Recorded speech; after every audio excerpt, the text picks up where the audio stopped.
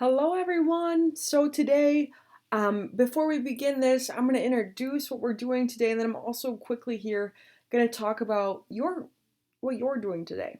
Okay, so right now it's Monday, March 23rd. Hopefully, you have already submitted your attendance, and hopefully, you have also been writing in your Corona Chronicle. Okay, what we're going to do today, we're going to begin our first real unit of writing. Okay, so this is our personal narrative writing unit.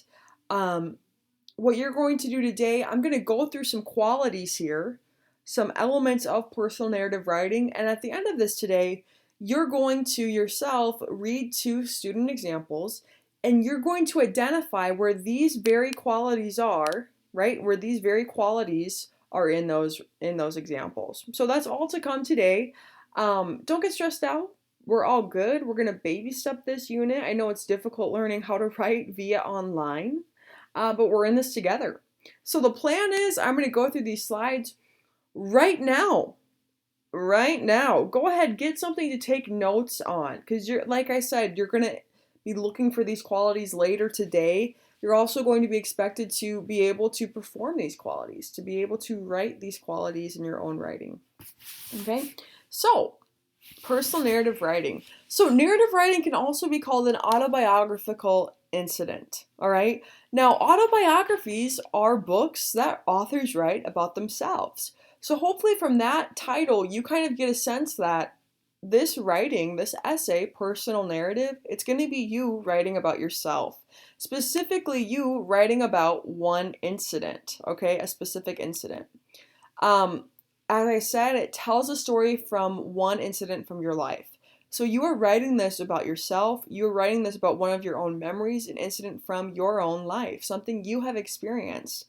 So for that reason, it's very creative. Some people find it easier. Some people find it harder. You're gonna write about yourself though. Okay. So I keep talking about an incident or an event from your own life. The hope is that you're writing about an incident um, that it's a shorter time period, right? Like, we're not going to write about all of freshman year. We're not going to write about our first year of school and kindergarten. Rather, it's one day, 1 hour, or even minutes. So you could write about the first day of school, freshman year, first day of school, kindergarten. You could write about, you know, the first time you went to the dentist. Instead of writing about how you've always hated the dentist your whole life. Like, this is looking at very small incidents, okay? Very small incidents. It could be a day, 1 hour, or even a few minutes, but I want you to know we're looking at something specific, okay? It is descriptive writing. You're using your senses. You're appealing to other people's senses. Sight, sound, touch, taste, all of that. That's what you're appealing to. So when we talk about senses, we're actually going to be working with something called show not tell. It's an activity we're going to do. There is dialogue. Whoop, whoop. You are going to be writing in dialogue. So there's both spoken and internal dialogue. What that means is basically in every book you read and every movie we watch, when people speak, when characters speak, that is dialogue. All right. So right now, me talking to you, if I was typing up a script, my voice right now would be dialogue. Okay. This is first person. Everybody clap. Yippee. Whoa, snaps. This is first person, meaning you get to write I, when I, me, we, right? You don't have to worry about the boring academic rule of only writing third person. Okay, so this is first person narrative. You are writing from your own perspective, first person. We're going to work on later this week writing in a clear chronological order. To do this, we're going to cover something called the storytelling arc. If you're not familiar with that right now, that's okay. We'll review it later.